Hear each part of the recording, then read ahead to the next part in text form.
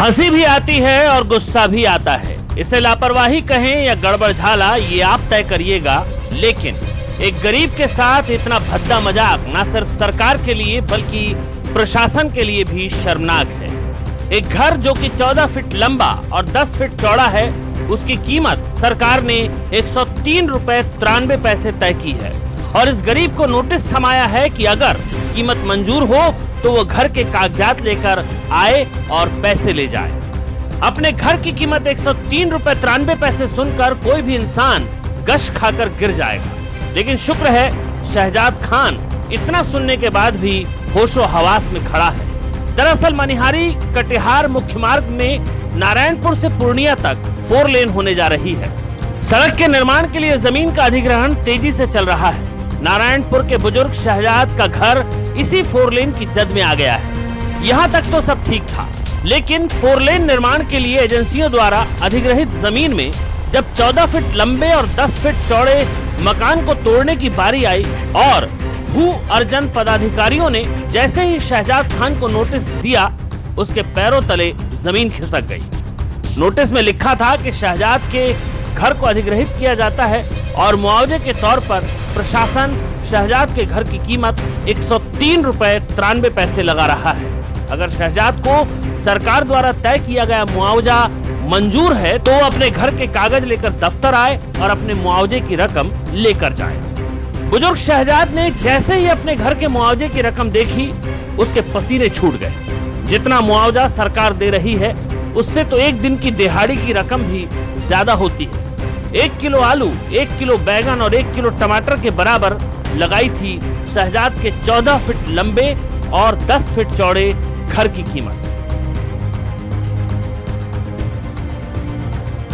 जमीन मेरा ढेर मानी ले लिया आई और हमको 103 रुपया का हर में से नोटिस आता है।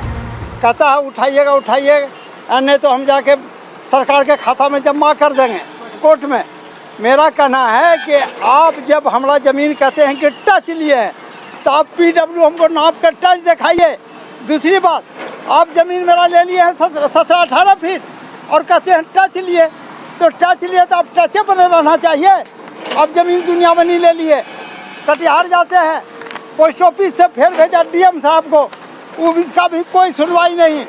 फिर हम वहाँ जाकर आपत्ति लगाते हैं, 2000 रुपया देते हैं पहले बड़ा बाबू को, तब आपत्ति लगता है। यहाँ भी नहीं सुनवाई हुआ तो पूर्णिया गए, पूर्णिया से भी कोई सुनवाई नहीं। अमीन आता है कहता है कि टच टच, अब वही 103 रुपया 93 पैसा, वही 103 रुपया 93 पैसा।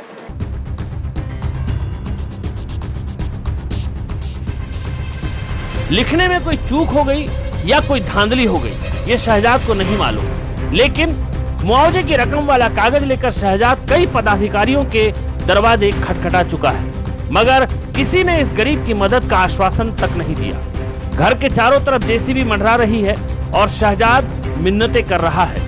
नोटिस को लेकर दफ्तर के चक्कर लगा रहा है, यहाँ तक कि वो जिला पदाधिकारी कंवल तनुज को भी आवेदन दे चुका है। घर के लिए 103 रुपए 93 पैसे के मुआवजे की खबर जंगल में आग की तरह फैली। तमाम अखबार और चैनलों की सुर्खियां बन गई शहजाद के घर की कीमत। तब जाकर शासन और प्रशासन के कान खड़े हुए। अब खबर है कि गलती पकड़ाए जाने के बाद शहजाद के घर को तोड़ने से फिलहाल रोक दिया गया है, लेकिन क्या इतने भर से बात खत्म हो जानी चाहिए? क्या इस मामले में कार्रवाई नहीं होनी चाहिए? इस लापरवाही के लिए जिम्मेदार लोगों को सजा नहीं मिलनी चाहिए? क्योंकि अगर ये मामला मीडिया में ना आता तो जाहिर है शहजाद का घर JCB से जमींदोज कर दिया जाता और उसे मात्र 103 रुपए 93 पैसे मुआवजे के तौर पर पकड़ा दिए जाते।